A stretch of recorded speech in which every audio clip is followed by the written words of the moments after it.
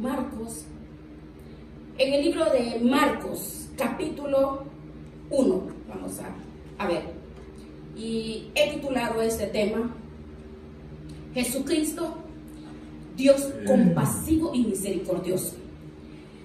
Yo no pretendo decir que tengo don de profecía, pero uno sabe que cuando llegamos a la casa del Señor, sabemos que todos estamos lidiando con situaciones difíciles.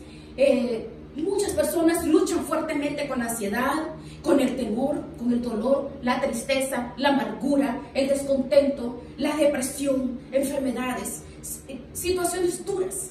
Algunas personas, mire, hay muchos lugares donde se les predican para el dolor y tienen muchos seguidores, pero hay un problema.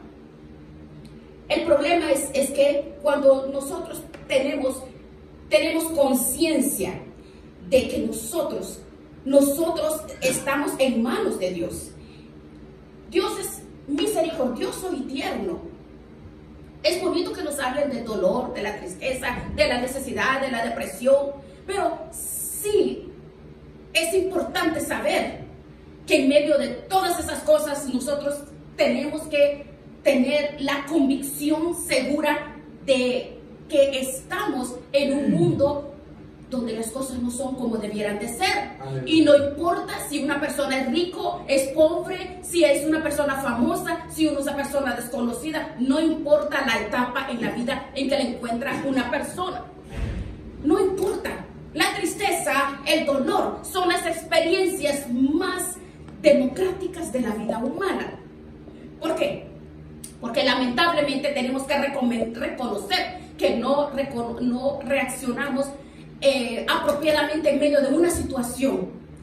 Algunas se llenan de amargura, descontento, desconfianza.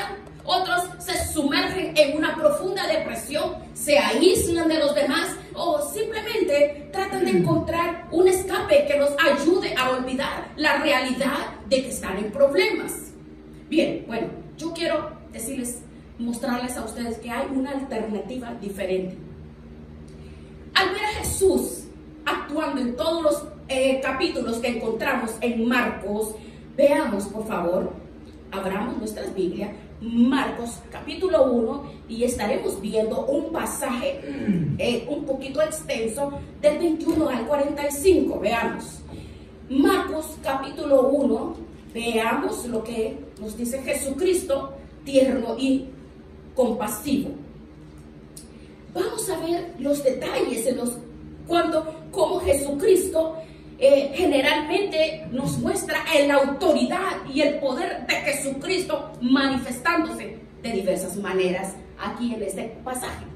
Comienza con la enseñanza en la sinagoga de Capernaum y dice: y entraron en Capernaum, y los días de reposo, entrando en la sinagoga, enseñaba, y se admiraban de su doctrina, porque les enseñaba como quien tiene autoridad y no como los escribas.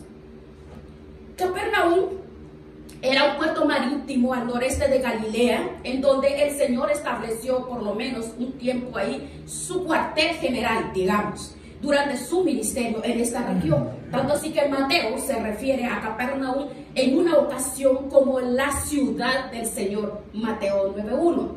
Como en este mensaje dice que acaba de reclutar a dos par de hermanos como sus primeros discípulos. Aquí a Pedro y a Andrés, Juan y Jacobo. Y dice en el versículo 21 que todos ellos se fueron a Capernaum. Ahora vemos, entonces nosotros sabemos que cuando él llegó, dice que entró a la sinagoga y él empezó a enseñar. ¿Y qué era la sinagoga? Bueno, es un lugar donde los judíos se reunían, aquellos que vivían fuera de la ciudad de Jerusalén, que era donde estaba el templo, para adorar y estudiar las escrituras en el día de reposo, es decir, en el día sábado. En el resto de la semana, la sinagoga funcionaba como escuelas o como tribunales, donde se buscaban los casos menores. Y el culto en la sinagoga en el día sábado era muy similar al de las iglesias cristianas en el día de hoy, para que tengan una idea. Luego, después de que leían la lectura, el líder de la sinagoga seleccionaba a una persona calificada No tenía que ser un sacerdote, no tenía que ser un rabino, no necesariamente. Podía ser un laico que enseñara el contenido del pasaje que se acababa de leer. Bien, en la providencia del Señor, vean, todo lo tiene listo. Ese día, el líder de la sinagoga escogió a Jesús. Nosotros no sabemos cuál fue el contenido de su enseñanza. Marcos no lo revela, pero sí resalta la reacción que la enseñanza de Cristo provocó. En el versículo 22, veamos, dice que se admiraban de su doctrina. Se admiraban de su doctrina. Esta palabra transmite la idea de ese tipo de asombro que sacude a la persona, un asombro que la saca de su estado normal. Es algo sorprendente, son impresiones que, oh, wow, y no sabe qué pensar, no sabe qué decir, porque es como una explosión, es atónito, es algo que ellos dicen, pero ¿qué pasó? Quedaron confundidos porque quedaron groggy, dicen alguien, ¿verdad? Porque nunca habían escuchado a nadie enseñar las escrituras de esa forma. Marcos dice que enseñaba como quien tiene autoridad y añade, no como los escribas, porque los escribas eran los profesionales, eran los intérpretes de la ley. Los escribas tenían una autoridad de segunda mano. Ellos basaban su enseñanza en la enseñanza de otros rabinos o de otros escribas a los que citaban constantemente. Eso dice el rabino tal, el escriba tal, pues así enseñaban. Pero Jesús, un maestro diferente, él hablaba con la plena convicción de que sus palabras eran las palabras de Dios mismo a través de él. ¿Recuerdan el sermón del monte? Oísteis que fue dicho, pero yo os digo. Esto es lo que los rabinos les han enseñado hasta ahora, de acuerdo a este texto, dijo Jesús, pero yo les traigo la interpretación correcta de las escrituras. Yo les traigo la única interpretación que tiene validez, la verdad.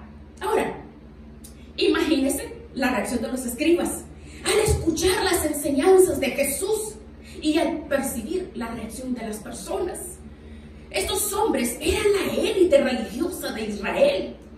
Estas personas eran los maestros de las escrituras por excelencia, los que las personas escuchaban con respeto, con admiración, hasta que llegó Jesús. Ah, qué hermoso. Un hombre que ni siquiera había sido entrenado por ellos para ser un intérprete profesional de la Biblia. Pero si las personas estaban en shock escuchando a Jesús hablar, ¿qué fue lo que sucedió después? Allí llegó al colmo de los colmos con ellos, en la autoridad y el poder en los demonios. El 23, pero había en la sinagoga de ellos un hombre con espíritu inmundo, un endemoniado, que dio voces diciendo, ¿qué tienes con nosotros, Jesús Nazareno? Has venido para destruirnos. Oh, sé quién eres, el Santo de Dios. Ese día había un hombre endemoniado en la sinagoga de Capernaum. Pero, bueno, allí en la sinagoga había una persona endemoniada. Una iglesia o un lugar de adoración es un lugar donde una persona puede pensar, ay, pero una iglesia, un endemoniado, podría pensar una persona. No, el diablo tiene sus secuaces y en todas partes, en todo lugar. Así que este hombre fue a la sinagoga ese sábado. Probablemente había estado allí antes, pero no pudo soportar las enseñanzas de Jesús. Vea la diferencia. ¿Quién sabe cuántas veces esta persona había visitado la sinagoga sin que nada le hubiera molestado, nada le incomodaba? Pero ese día fue completamente diferente porque era Jesús el que estaba enseñando las escrituras. ¿Saben qué? Al diablo le tiene sin cuidado lo que ocurre en muchas iglesias los domingos. A él le tiene sin cuidado. A él ni pío ni pa. Siempre que el predicador hable de Dios en sentido general y cite y hable de la Biblia fuera de contexto o sin confrontar a las personas y el pecado y presentarles a a Cristo como el único sustituto de los pecadores que murió en la cruz del Calvario en nuestro lugar, Satanás está contento. Mientras eso no se haga, él estará contento. A él no le importa que la gente sea religiosa. Aleluya. Siempre que no vengan a Cristo en arrepentimiento y fe. Pero ese día, en la sinagoga de Capernaum, este demonio sabía que tenía problemas. Cuando él empezó a escuchar a Jesús, bueno, yo me imagino. Imagínese usted, imagínese. ¿Y esto qué es? Esto está diferente. Él lo incomodó. Él sabía que no se estaba confrontando a una religión vacía. No sabía que no eran rituales, sino con el mismo Hijo de Dios en persona. Dios en Jesucristo. Vea el 24. ¿Qué tienes con nosotros, Jesús Nazareno? Has venido para destruirnos. Yo sé quién eres, el Santo. Aleluya. ¿Saben qué? Este demonio tenía muy buena teología, ¿lo ven? Tenía teología sana. Él sabía que Jesús era 100% humano y 100% Dios. Le llama a Jesús Nazareno, su identidad como hombre, y al mismo tiempo lo reconoce como el Santo de Dios, ¿ve? Que había venido a destruirlos. Él sabía que la llegada del Hijo de Dios era un momento decisivo en la historia que iba a traer como consecuencia la derrota final de Satanás y de todas las huestes demoníacas. Aleluya. Bueno, podrían pensar algunas personas, pero ¿no será que ustedes creen en esas cosas? Hay personas que no creen. Hay personas que creen que Satanás no existe. Los religiosos no creen. No creen. Solamente ellos piensan que son rituales, nada más. Pero, vean, por ejemplo, miren los programas en la televisión, canales que supuestamente científicos, que son paranormales, usted nomás ve ahí. ¿Y cuál es la diferencia en esos programas, en Discovery Channel y todos estos canales? Ve usted todos los programas acerca de ovnis, de fenómenos paranormales, sobrenaturales, famosos, fantasmas, monstruos. Ahora, ¿cuál es la diferencia? La diferencia es que ellos basan su autoridad en, parece que hay realidades, que en actores de Hollywood. No, ellos se amparan en el mundo espiritual, y hay cristianos que no creen. Bueno, volvamos al endemoniado. Había un endemoniado ahí. Él sabía lo que significaba la llegada del Hijo de Dios. Es por eso que en medio de las enseñanzas de Jesús, este hombre endemoniado comenzó a dar voces, y literalmente la palabra griega que usa Marcos es que comenzó a gritar como alguien que está en medio de una fuerte crisis emocional. Se descontroló. Y por supuesto los temores no eran infundados. Veamos el versículo 25. Pero Jesús le reprendió diciendo: cállate y sal de él. Nosotros tenemos que leer las escrituras con imaginación. Por ejemplo, no se imagine a Jesucristo enfrentando como los que pintan, los artistas, que tienen una cara muy buena gente, muy bonito y muy así, muy romántico, a veces hasta con muchas ridiculeces como lo pinten. No, él dijo: cállate, con autoridad. Tenemos que leer las escrituras tal como fue. Jesús vio a este hombre cara a cara y le dijo al demonio: cállate la boca y sal de él, o fuera, me imagino que le dijo. Sal de él con autoridad y con poder. Jesús nunca aceptó la publicidad del diablo ahí. En Marcos, todo el libro de Marcos siempre hacía callar a los demonios. Así que Jesús le ordena al demonio callarse la boca y salir de este hombre. Y esas simples palabras fueron suficientes para que el demonio obedeciera inmediatamente. Veamos el 26. Y el espíritu inmundo, sacudiéndole con violencia y clamando a gran voz, salió de él. ¿Ve? Ok, los demonios saben quién es Jesús y obedecen a Jesús, a pesar de que lo aborrecen con todas las fibras de su ser. Ellos no tienen más opción que obedecer a Jesús. Ahora, mis hermanos, lo que la palabra quiere es que podamos entender que es nuestro Salvador, en quien descansa nuestra alma, es nuestro Salvador, el mismo que decidió voluntariamente poner a un lado su poder, su autoridad, su gloria y venir a morir por nosotros en la cruz del Calvario. Y de nuevo, imagínense, Marcos quiere que veamos la reacción que esto provoca en las personas. Veamos el versículo 27. Todos se asombraron, de tal manera que discutían entre sí diciendo: ¿qué es esto? En una manera desorientados.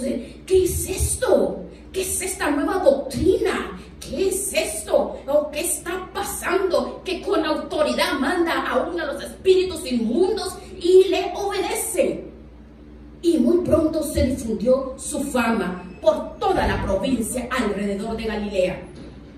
Los judíos estaban familiarizados hasta cierto punto con el exorcismo, la brujería, el sacar fuera demonios.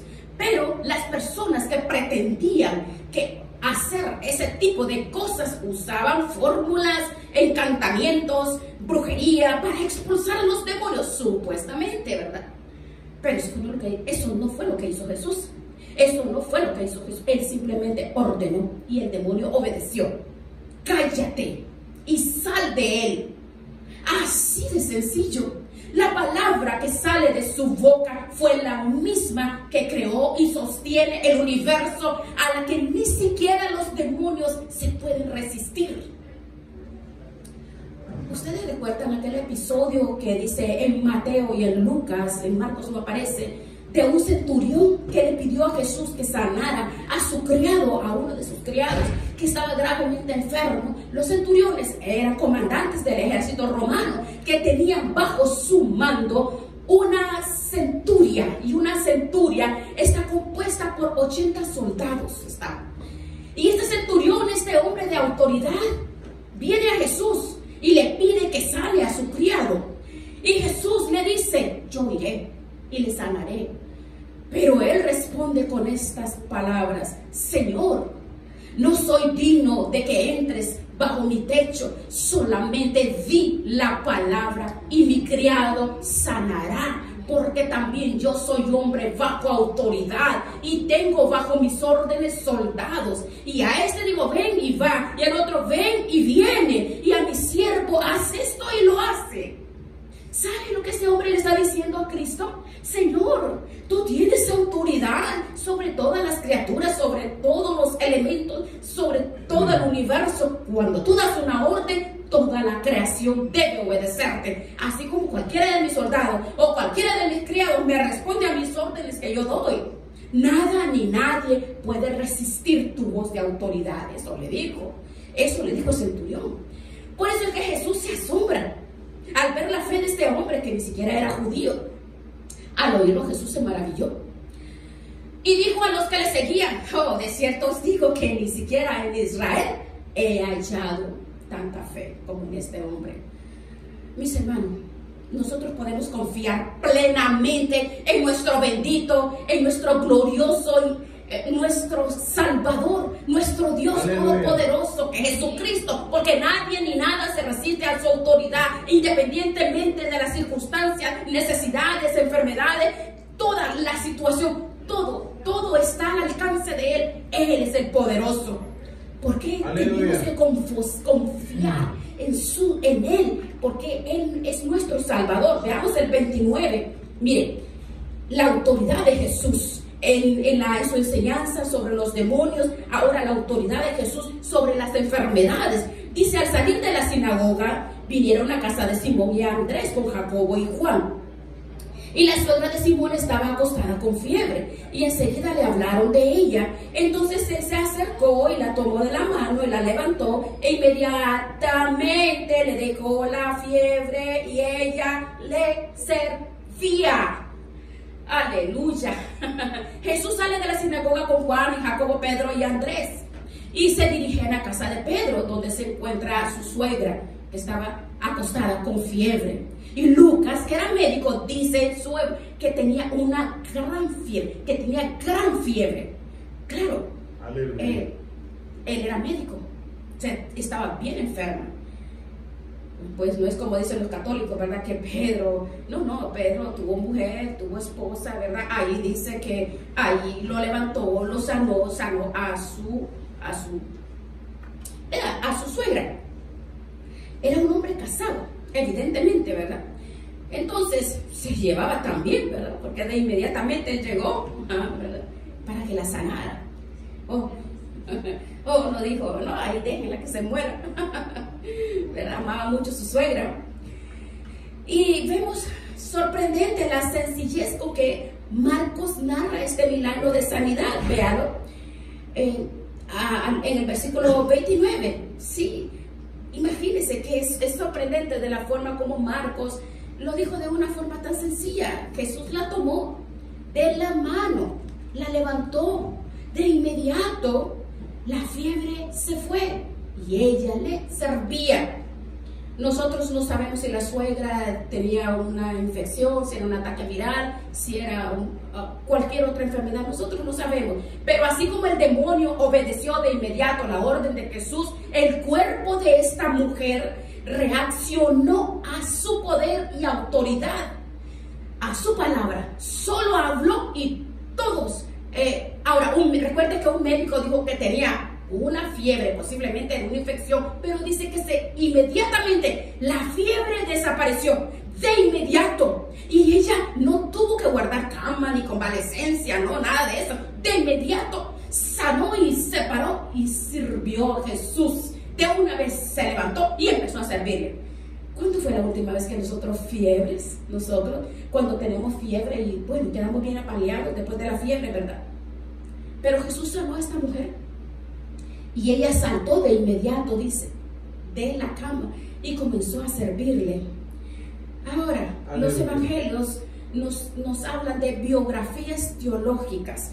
Nosotros tenemos que ver que son biografías donde lo que ellos incluyen en estos libros nos demuestra algo acerca de la obra de Dios y de la persona, de la visión de Jesús. Así no podemos desconectar lo que Marcos redacta en estos versículos. No podemos desconectarlo porque versículos 14 y 15, cuando él empezó su ministerio en Galilea, dice que el Señor llegó a Galilea predicando el evangelio del reino de Dios, diciendo: el tiempo se ha cumplido, el reino de Dios se ha acercado.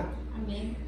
Bien, ahora, todo lo que nos explica del poder, la autoridad de Jesús sobre los demonios, sobre las enfermedades, no es más que un anticipo de lo que sucederá cuando el Señor establezca finalmente su reino en la tierra. Aleluya. Ese reino ya fue inaugurado con la llegada de Jesús, pero será definitivamente consumado en su segunda venida. Y esto es solamente un anticipo. Mis hermanos, va a llegar el día en que Dios enjugará toda lágrima de nuestros ojos. Así como dice Juan en Apocalipsis 21, ya no habrá muerte, no habrá llanto, no habrá más dolor, porque las primeras cosas, dice, pasaron. De manera que todos los milagros nos ponen a mirar al futuro con la esperanza. Mírenlo, miren lo que sucedió cuando el Rey de Reyes se introdujo en la historia. Marcos nos está diciendo: miren, ahora imagínense cómo será cuando su poder, cuando su señorío venga a erradicar aquí todas las consecuencias terribles que vinieron por causa del pecado. Vean lo que nos dice. Aleluya. Ahora veamos otra vez con la suegra, volvamos con la suegra.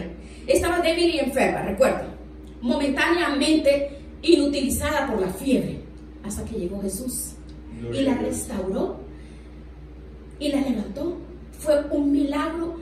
Nos muestra del poder, la autoridad, nos muestra cuando venga el reino de Dios en su forma final al regreso de Cristo. Él vendrá, restaurará el mundo bajo su autoridad, bajo su poder, bajo su palabra.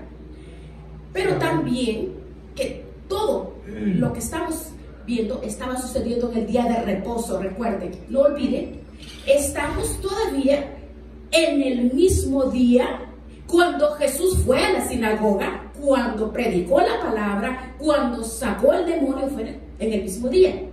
Los judíos guardaban el día de reposo, de puesta de sol del viernes a puesta de sol del sábado. Y una de las reglas que los rabinos habían impuesto para guardar correctamente el día del Señor de reposo que nadie podía llevar cargas, ni siquiera para ayudar a otro ser en necesidad.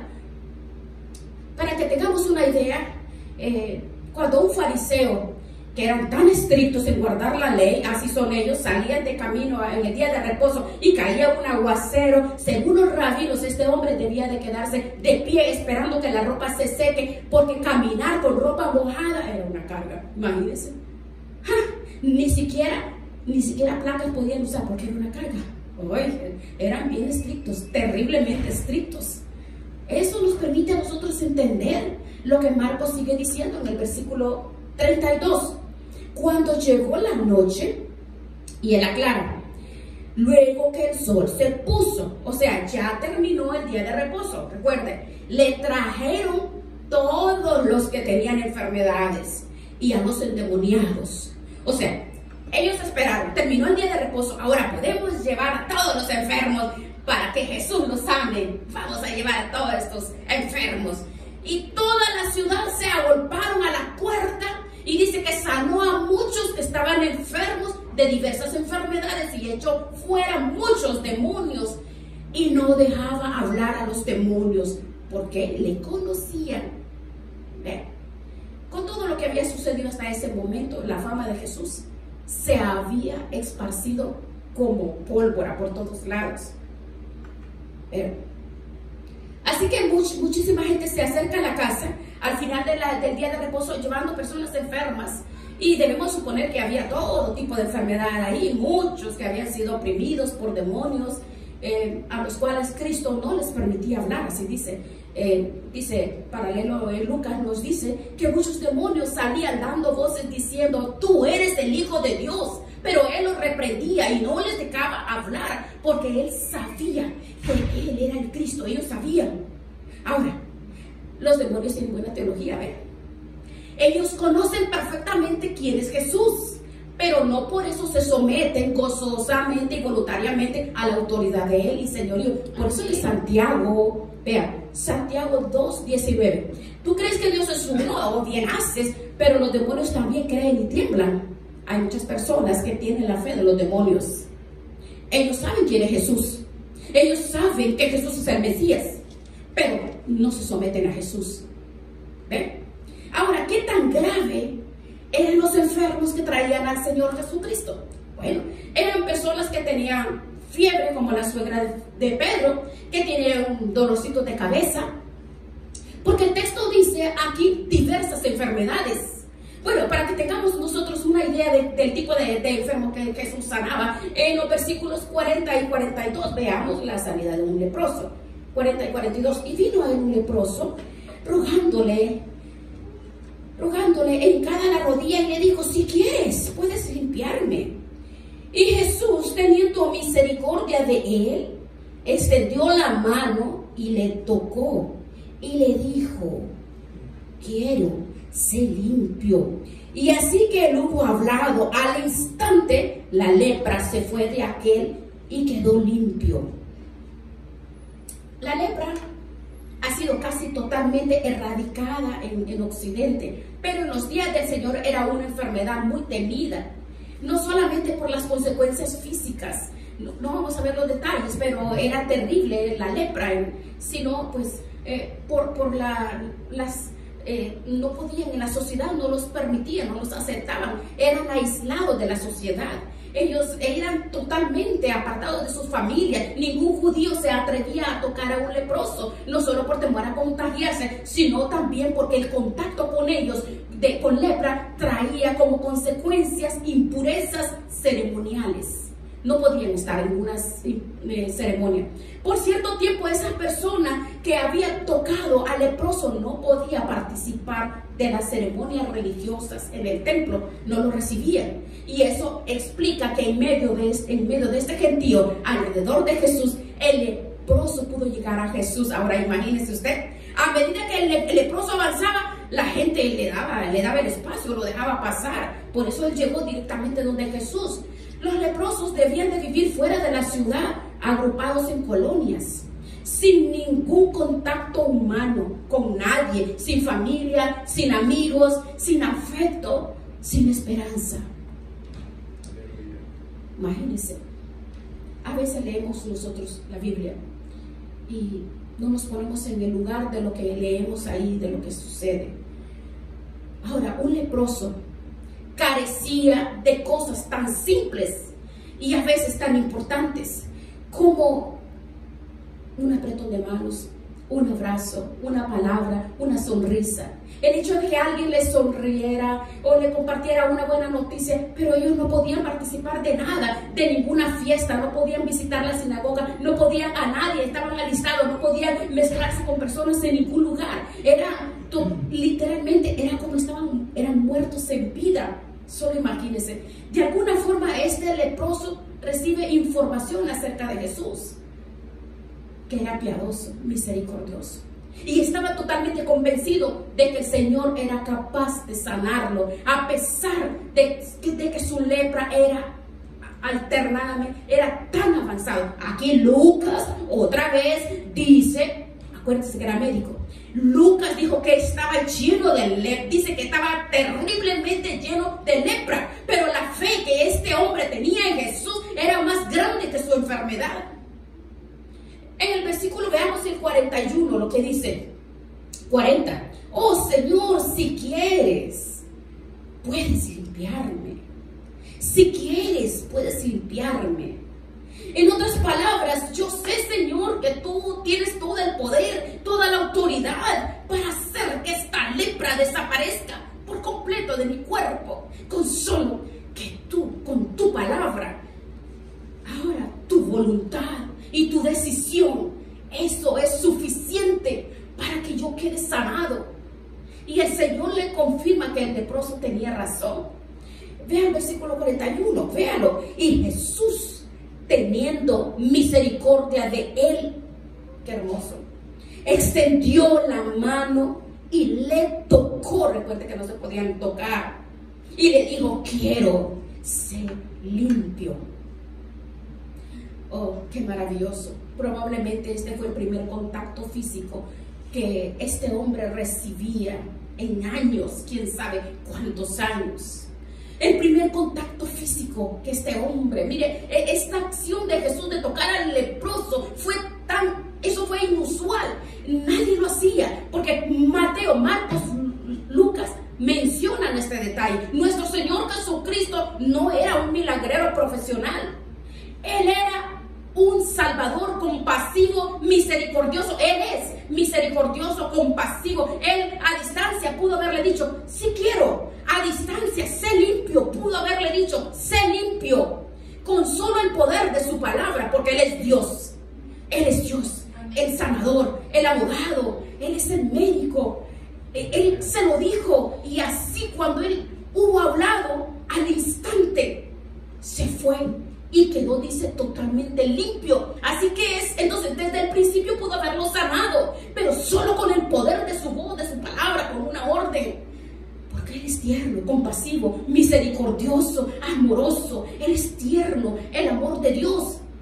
Jesús es Dios, Él es mi Dios. No tenemos que andar buscando a nadie, a nada, que Él es Dios, Jesús, mi Dios, mi abogado, el tierno, el compasivo, el misericordioso. Y Él le dio al leproso ese regalo tan hermoso con un toque físico, porque le tocó. Es interesante, ¿verdad? Y en vez de que Jesús se contaminara, ¿qué pasó?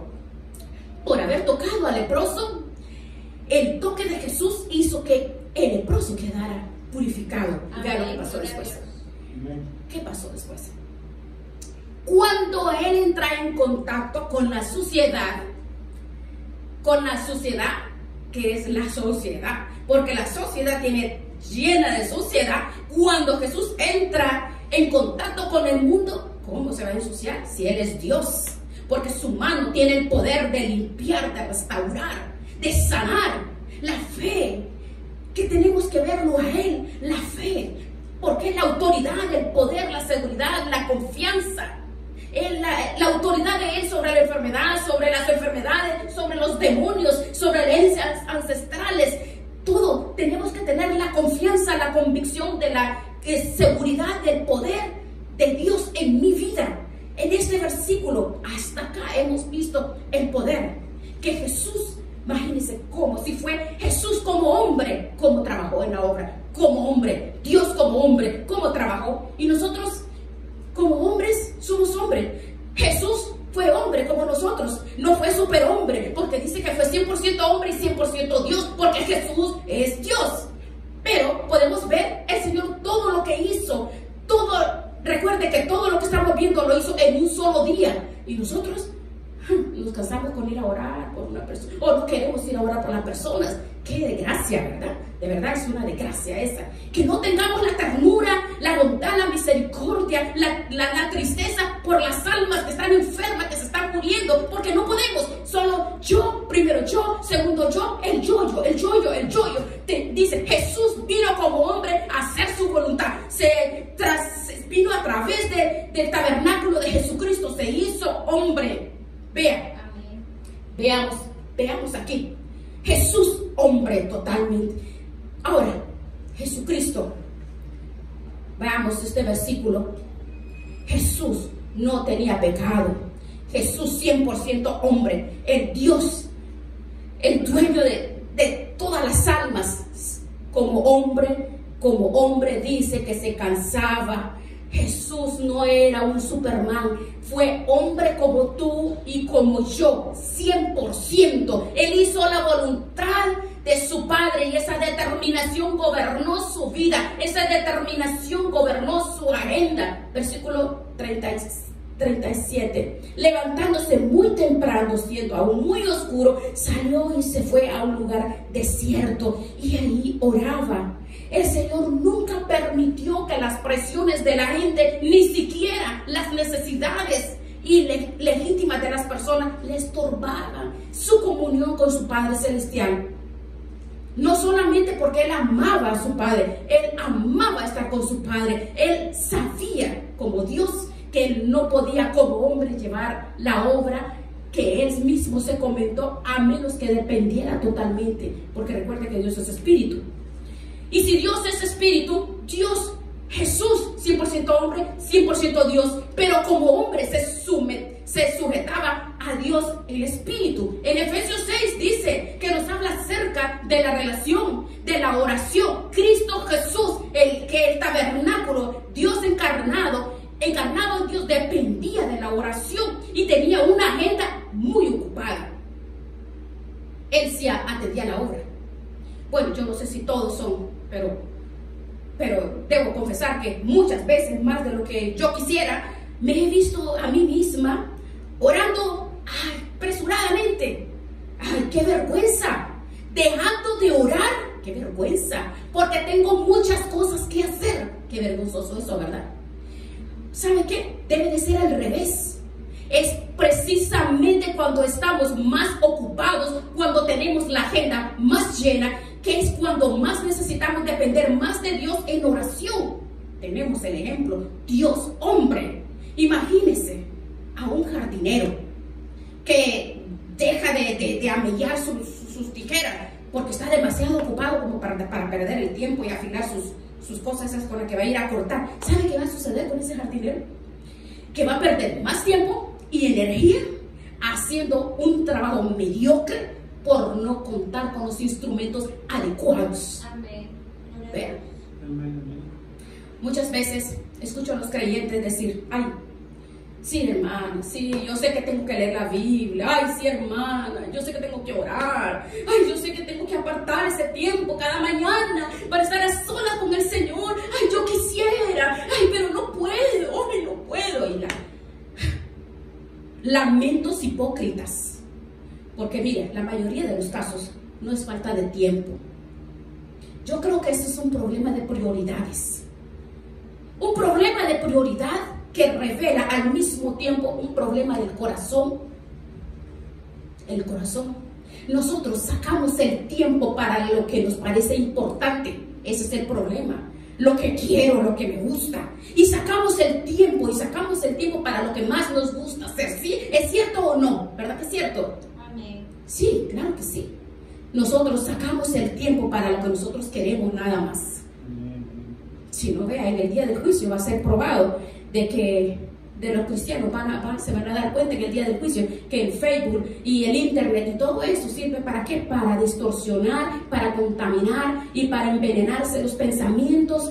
¿Para qué? Para irse al infierno. Por eso, mire, Jesucristo nos dio el ejemplo que en su apretada agenda tenía tiempo para tener comunión como Dios en espíritu, porque Jesús era Dios 100%, pero también como hombre. Él anhelaba, dice, nos enseñó, gobernaba su agenda, porque Dios Espíritu gobernaba su corazón, porque recuerda que era 100% hombre. Mira, después de como Jesús pasó ese día, como un día anterior a ese, yo creo que cualquiera de nosotros nos hubiéramos convencido, hubiéramos, ay, pobrecita, quédate más tiempo en cama, estás cansada, estás cansado, descansa, porque has hecho tanto trabajo. Sí, mire, Jesús sanó muchas personas, sacó muchos demonios, hizo la obra, hizo cantidad de cosas. Mire, Jesús compasivo, misericordioso, él entraba en contacto con las personas. Él nunca se paró, nunca dijo estoy cansado, no lo voy a hacer. Él nunca dijo, pónganse fila 15 aquí, voy a sanar 15, pónganse fila aquí los que están. No, el Señor dice que trataba con cada enfermo individual, los visitaba, y eran muchos, horas y horas y horas y horas, manchando su mano con la podredumbre de la raza humana. ¿Se da cuenta? Yo estoy segura que Jesús cargaba su corazón, dolor, tristeza, al ver la tristeza, el dolor de las personas, hermanos. Era un día agotador, pero Jesús necesitaba renovar sus fuerzas en la presencia del Padre. Ese era el combustible que le permitía seguir adelante y hacer la obra a pesar de todas las presiones que él llevaba, siendo aún Dios 100%. Probablemente entre 3 y 6 de la mañana, que era la última vigilia de Jesús. Dice que no molestó a Pedro, ni a Juan, ni a Santiago, ni a Andrés, ni a la suegra de Pedro, y se fue a un lugar desierto. Y es interesante notar que los apóstoles sabían dónde estaba él, porque sabían que Jesús estaba siempre orando. El versículo 36 dice, y le buscó a Simón, y los que cuando le hallaron le dijeron, ellos sabían dónde estaba el Señor, ¿verdad? Porque sabían porque era lo que él acostumbraba, y ellos sabían que él era entregado a su oración. Era un lugar reservado, aparte con el Señor, la oración. Pero Simón y los apóstoles buscan a Jesús y le dicen, al Señor le dijeron, todos te buscan. Imagínense, nosotros no podemos saber con seguridad en qué tono los apóstoles le dijeron esto al Señor, especialmente el apóstol Pedro. Pero es muy posible que haya sido un reproche dado en una forma sutil. Hay un montón de personas detrás de ti y tú decides aislarte para dedicarte a la oración, parafraseando, ¿verdad? Señor, este es el momento para estar con la gente, no para retirarte en soledad. Ahora que las cosas se están poniendo buenas, Señor, me imagino. Tienes un montón de seguidores detrás de ti. Esto es un éxito, me imagino yo, parafraseando. Pero la popularidad no era parte de la agenda de Cristo. Versículo 38. Él les dijo, vamos a los lugares vecinos para que predique también allí, porque para esto he venido. Y predicaba en la sinagoga de ellos en toda Galilea y echaba fuera los demonios. Uno se preguntará, pero él no podía predicarle el evangelio a esa multitud que lo estaba buscando en la casa de Pedro. Esa es la pregunta, ¿verdad? No. La mayoría de esas personas se habían acercado a Jesús buscando un milagro de sanidad. Pero el Señor no había venido primariamente a sanar personas. Él vino a predicar el evangelio en arrepentimiento, porque es a través de la predicación que Dios salva a los pecadores. Y vea, en Hechos 6, los discípulos aprendieron la lección. Recuerda cuando estaban desatendidas las viudas y le dijeron a los apóstoles, hagan algo con las viudas. ¿Qué dijeron los apóstoles? Buscad entre vosotros varones que se encarguen de esto. Nosotros percibiremos ¿en qué? ¿En qué? En la oración y en la predicación de la palabra. Lo mismo que hizo Jesús. Esa era su prioridad.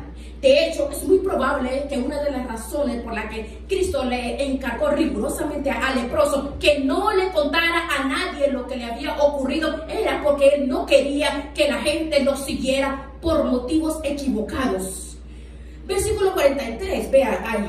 Entonces le encargó rigurosamente al leproso y le despidió luego y le dijo: mira, no digas a nadie nada, sino ve, muéstrate al sacerdote y ofrece por tu purificación lo que Moisés mandó para testimonio a ellos. Ay, pero qué cabeza dura somos nosotros a veces, ¿verdad? ¿Qué fue lo que hizo el leproso? Exactamente lo que Jesús le dijo que no hiciera. El verso 45, pero oído él comenzó a publicarlo, imagínese. Ay, puede decir, ay, no, pero pastor, entienda, él acababa de ser sano, había recibido una tremenda bendición. ¿Cómo creía que se iba a quedar callado? Pero es que Jesús se lo mandó. Mira, hermano, ocúpate de hacer lo que Jesús te mande y no hagas lo que Él no te dice que hagas. Porque vean lo que sucedió aquí. Que este hombre comenzó a divulgar el hecho de manera que ya Jesús no podía entrar abiertamente en la ciudad, sino que se quedaba fuera, en los lugares desiertos, y venían a él de todas partes. Se invirtió, cambiaron de lugar. ¿Dónde vivía el leproso? En el desierto, ¿verdad? Y Jesús en la ciudad. Pero por cabeza dura, ahora Jesús tiene que estar en el desierto y el leproso en la ciudad, porque no hizo lo que Jesús le dijo. Bien, ahora el punto es que Jesús no quería que la gente lo siguiera por motivos equivocados. ¿Sabe cuántas personas van a las iglesias en el día de hoy buscando solamente un milagro? De cualquier tipo, de lo que sea, pero no están buscando la salvación de su alma porque es que ellos piensan que la buena vida es la prosperidad o sanidad del cuerpo. No, el Señor quiere seguidores que lo busquen a Él. Eso es lo que Él quiere. Las personas siempre son tentadas por las cosas materiales, nada más, físicas, anhelos de su corazón, nada más. Son personas que solamente Dios quiere que le conozcan a Él. Él no quiere que personas que vengan a Él para obtener solamente para sí cosas personales. Él quiere que vayamos a sus pies para que obtengamos a Él. A Él. Jesucristo es suficiente. Jesús, mi Dios, mi Salvador. Él es mi abogado, mi médico. Él es mi Salvador. Jesús tiene un plan para cada uno de nosotros, para cada uno de los discípulos. Todos serán librados del pecado, de la esclavitud, dice. Todos serán librados de la condenación, del infierno. Todos vamos a saborear este regalo maravilloso que es Cristo Jesús.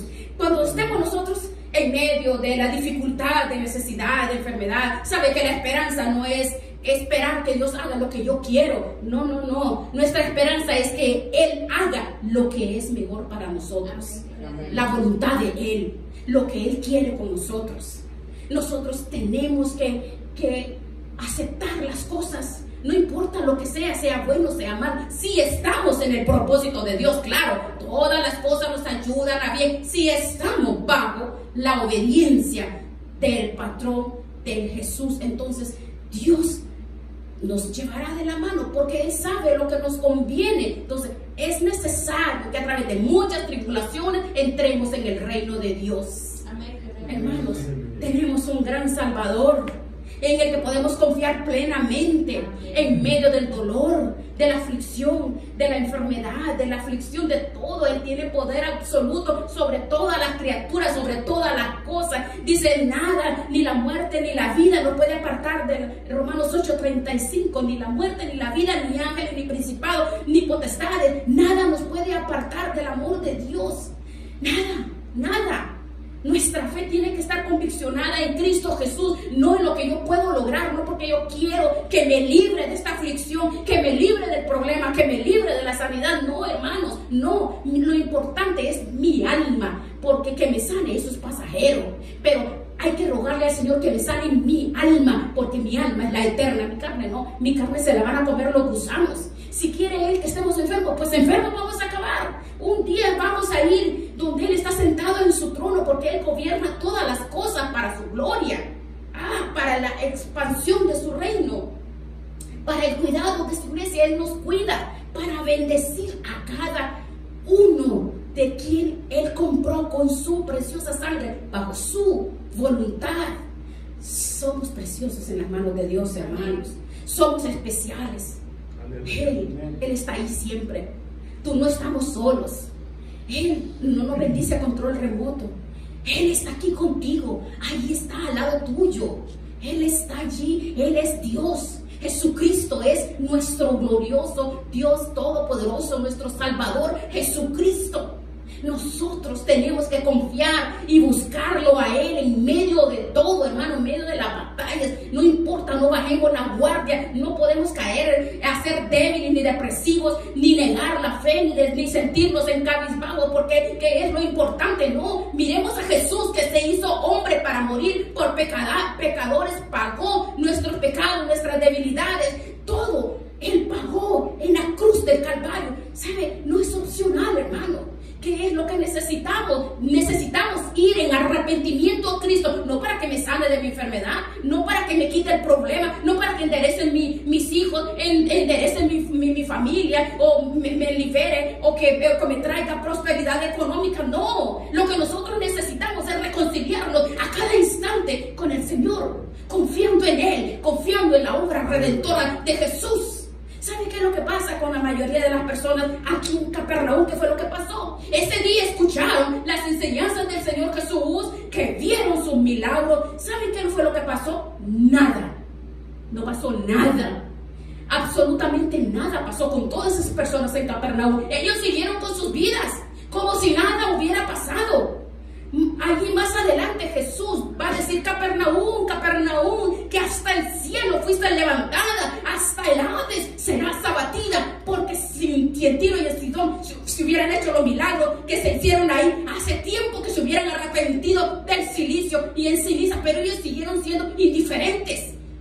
Y es exactamente lo que está pasando hoy en muchas iglesias. En el día de hoy, las enseñanzas de Jesús continúan siendo escuchadas a través de la predicación de su palabra, pero no pasa nada. Muchos están tan ocupados en sus cosas personales, que no más quieren para ellos, porque creen que aquí claro, que se están preparando para quedarse. La vida aquí eterna, la tribulación. Solo en sus afanes, y los afanes solo nos van a llevar a la desgracia y al infierno. Ese es el problema que tenemos. Ay, hermanos, esto no tiene que ser así. Llévenle la palabra, por favor, a aquellos que viven con esa mentalidad que tener a Cristo es prosperidad, por favor. Llévele, habla. Tú eres una atalaya, tú eres un instrumento.